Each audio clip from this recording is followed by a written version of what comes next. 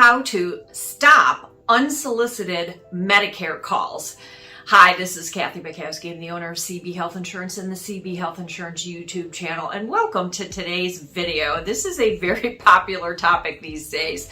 Before we get into it, I just want to make sure to remind you to subscribe, hit the little bell so you get future notifications when we release videos. Tell your family and friends and give us a thumbs up if you like the video. This is a problem. How do you stop these unsolicited calls? Our office I've been in the business over 30 years and it's never been worse. It seems like there are call centers and people preying on seniors and calling them. And so I'm going to tell you a real easy way to stop these calls, and it involves a couple of quick steps. So first and foremost, very, very important, you want to register your phone number on the Do Not Call registry, Do Not Call list. The federal government, it's monitored by the FCC, the Federal Trade Commission, has had this set up for years, but I think a lot of people forgot about this, and it used to be that you had to register over and over again. But that is no longer the case. They've changed some rules. So the first thing you want to do is register your phone number, and you have two ways to do this. One, you can call the Do Not Call list toll-free number for the federal government, which is 888-382-1222. A lot of eights and a lot of twos. We'll put it up on the screen here now. The second thing you can do is actually go to the website, which is donotcall.gov, and you can register up to 3 phone numbers on the Do Not Call list. Now, when you register online, you will need to provide an email. So that is how they're going to verify. They're going to send you an email because it's high security. They just don't want anybody registering a number. So they're going to ask for an email and they're going to send you an email, and you're going to have to go look in your email and then click the little link to verify that, yes, I want to be added to this list. And again, you can do it for up to 3 numbers, 3 telephone numbers. So you can do a cell phone, a landline. If you have husband and wife, if you both have cell phones, you can do it for each other. So you want to register it. So once you do this, you are registered forever. You know, there's no expiration date. So that's really important to know. And I don't think that was always the case. Now, once you register this, you may still receive phone calls from people that are authorized to call you. So don't get alarmed if you're getting a phone call from your Medicare or your medical plan provider. If you have a policy, whether it's a Medicare supplement or Medicare Advantage plan with Aetna, Humana, United Healthcare, Blue Cross, whoever your provider is, you have insurance with them. Either it's a Medicare program, it could be Part D drug card. They are allowed to call you, okay? But, you know, there are some people that have been calling and saying, hey, we're with XYZ insurance company, and those are fraudulent calls. But they're allowed to contact you to discuss plans, to tell you about benefits, and if they need information, they can contact you.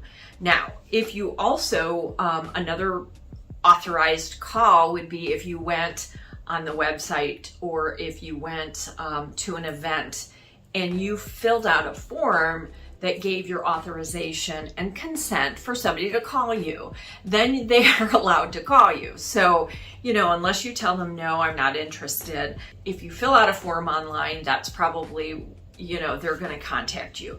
Who's not allowed to call? Well, if you haven't registered, if they're not your current insurance company, and it is an unsolicited call, first and foremost, marketing organizations cannot call you that you did not give permission to call. They also can't, you know, there's some spam calls out there where they use a fake number. It looks like a local number and they call you and that's not the real number.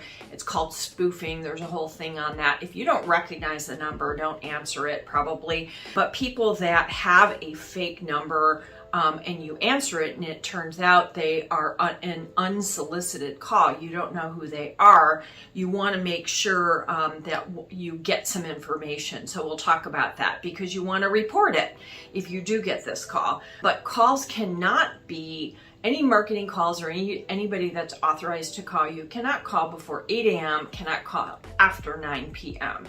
So if a marketing company is calling you after 9 o'clock at night, they are not, you need to report that. So what do you do if you receive an unsolicited call? You report it. How do you report it? Now, what is a mistake is calling 1-800-Medicare.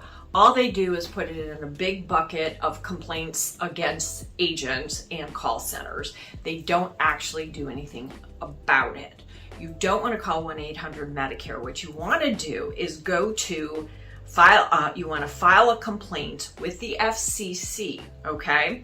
So you want to go to www.consumercomplaints.fcc.gov. This is where you file a complaint.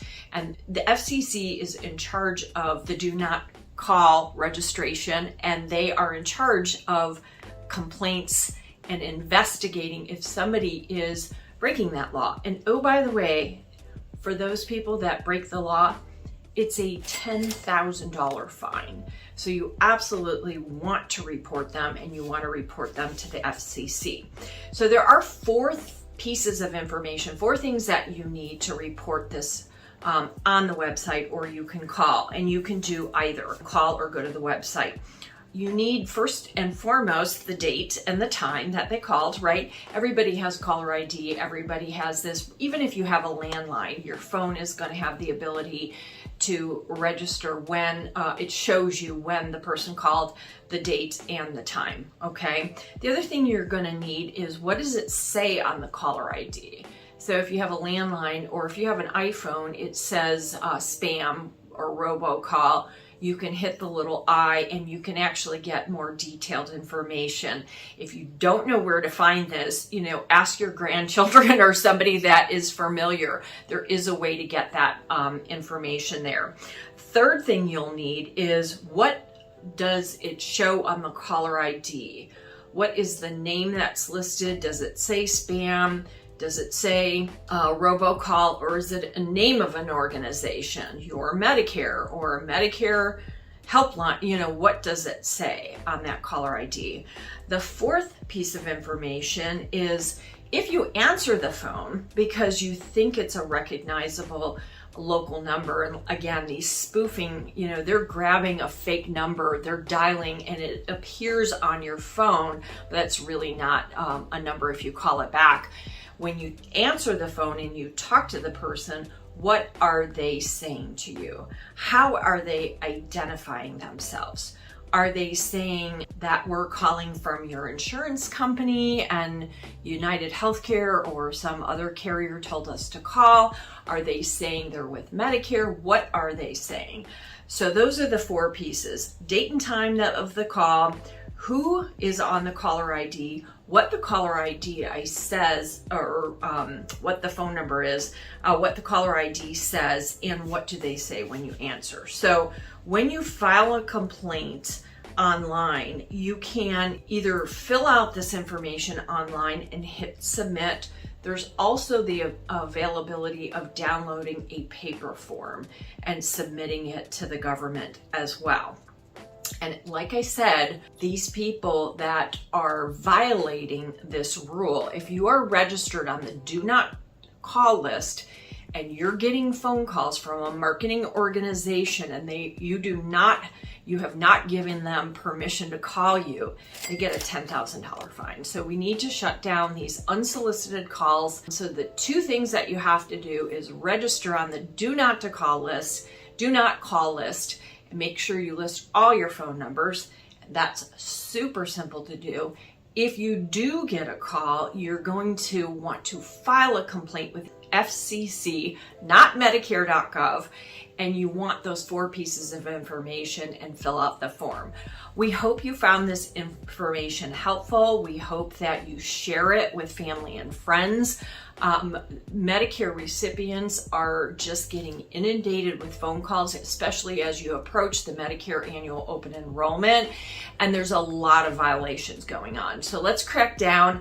Let's report those, report your phone numbers on the do not to call list, and then report the people that are violating this. We hope you found this helpful. Thanks for watching. Until next time, this is Kathy Bukowski, the owner of CB Health Insurance.